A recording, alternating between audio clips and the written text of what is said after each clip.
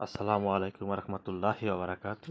শিক্ষা সবার জন্য এর পক্ষ থেকে সবাইকে জানাচ্ছি আন্তরিক শুভেচ্ছা ও অভিনন্দন। আজকে পঞ্চম শ্রেণী গণিত বইয়ের 11 পৃষ্ঠা অনুশীলনী 2 থেকে 2 নম্বর এর সঠিক কিনা যাচাই করো।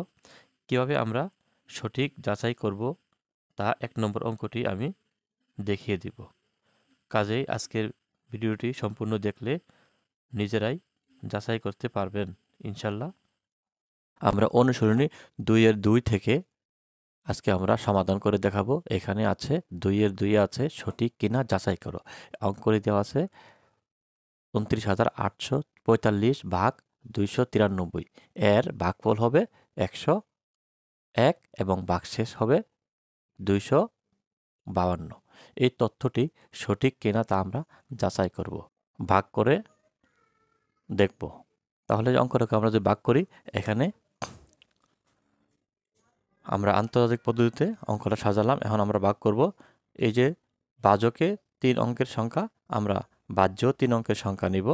এখন এই 3 অঙ্কের সংখ্যা আছে কত? 298। এখানে আছে 293।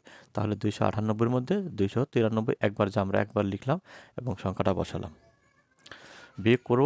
বিয়োগ করে আমরা কত পাইলাম? 8 থেকে 3 বাদ দিলে 5 থাকে। এখন আমরা 4কে নামাবো।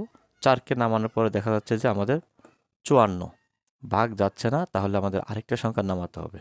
আমি আগের ভিডিওতে বলেছি, যদি একই সাথে 2টা সংখ্যা নামাতে হয় তাহলে ভাগফলে একটা শূন্য দিতে হবে। তাহলে যেহেতু আমরা 45 একই সাথে নামাইলাম, তাহলে আমাদের অবশ্যই একটা শূন্য দিলাম। এখন আছে 545। এখন 545-এর মধ্যে আর 293 আবারও কি একবার যায়, আমরা আবার একবার দিলাম 293। এখন আমরা বিয়োগ করি। 5 থেকে 3 গেলে 2 থাকে। এখানে আছে যেহেতু 9, এখানে আছে 4, আমরা এখান থেকে যদি 1 নিয়ে আসি তাহলে হতো 14। তাহলে 9 আছে, 14 বাকি 5। আর এখানে আছে যেহেতু আমরা 1 নিয়ে গেছি এখানে, তাহলে 4। তাহলে 4 থেকে 2 গেলে 2। তাহলে এখানে আছে 293, এখানে আছে 252। তাহলে আর ভাগ যায় না, এটা হচ্ছে ভাগশেষ। তাহলে এবার আমরা দেখি আমরা কত পেলাম। তাহলে আমরা ভাগফল পেলাম কত? 101 এবং ভাগশেষ 252। তাহলে সুতরাং এই অঙ্কটি এর ভাগফল 101 এবং ভাগশেষ 52। তাহলে এই যে আমাদের যে উক্তিটি কি হলো, সঠিক কিনা যাচাই করি। তাহলে আমরা যাচাই করে দেখলাম যে উক্তিটি সত্য। তাহলে আমরা লিখতে পারি সুতরাং এত এর ভাগফল এত এবং ভাগশেষ 252 প্রদত্ত। সুতরাং প্রদত্ত উক্তিটি সঠিক।